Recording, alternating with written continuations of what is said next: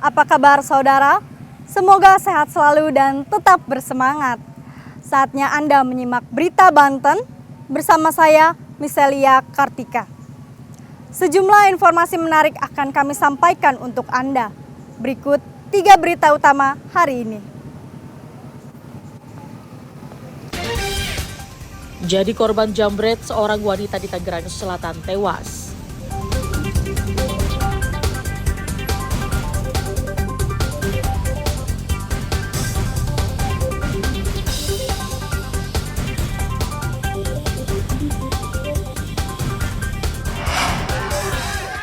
Warga mendesak polisi segera tangkap Kades Kohot terkait penerbitan sertifikat palsu.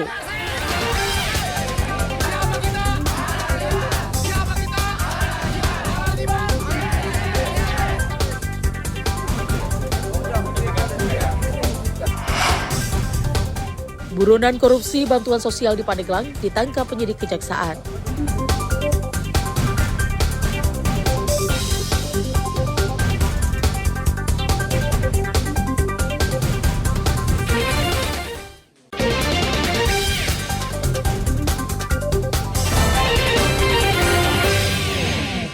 Beginilah detik-detik penjambretan terekam kamera pengawas di Jalan Barugaraya, Kecamatan Ciputat, Tangerang Selatan.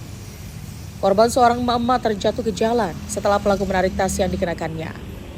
Akibat benturan keras di bagian kepala, korban tewas di lokasi kejadian. Peristiwa bermula saat korban berinisial WSA melaju dari arah Ciputat menuju Pamulang. Tanpa disadarinya, pelaku datang dengan cepat dari arah belakang dan memepet korban. Pelaku langsung menarik tas hingga mengakibatkan korban terjatuh dan kepalanya terbentur aspal. Melihat itu, pelaku kemudian melarikan diri. Polisi yang mendatangi lokasi langsung melakukan olah TKP. Selain memeriksa rekaman CCTV, sejumlah saksi mata juga turut dimintai keterangan. Tim dari Polsek Ciputat Timur dan dari Polres Tangerang Selatan masih dalam proses penyelidikan untuk memastikan terkait dengan rangkaian peristiwa tersebut yang menyebabkan korban seorang ibu meninggal dunia.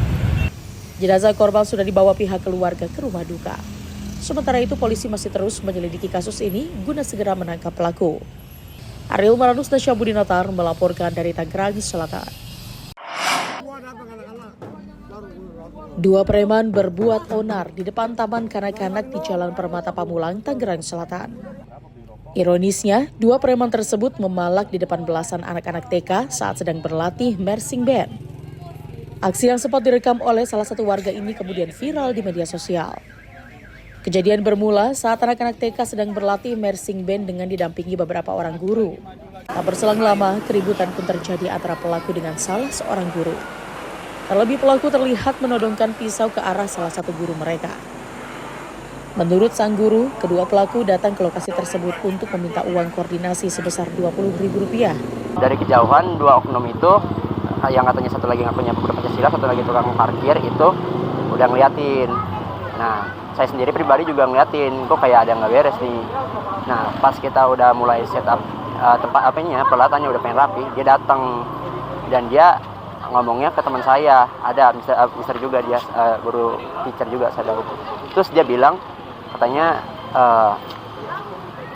kalau ada acara-acara ginian, minta uang katanya, dia minta uang katanya, sekitar Rp20.000 katanya buat uang rokok katanya. Tidak kurang dari 2 jam, polisi menangkap dua preman tersebut.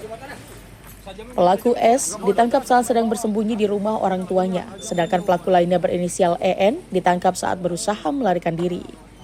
Alhamdulillah, tim dari Opsnal Polres maupun Polsek yang kita turunkan, tempo kurang 24 jam kita sudah mengamankan pelaku, terduga pelaku ya. Ada berapa orang Pak?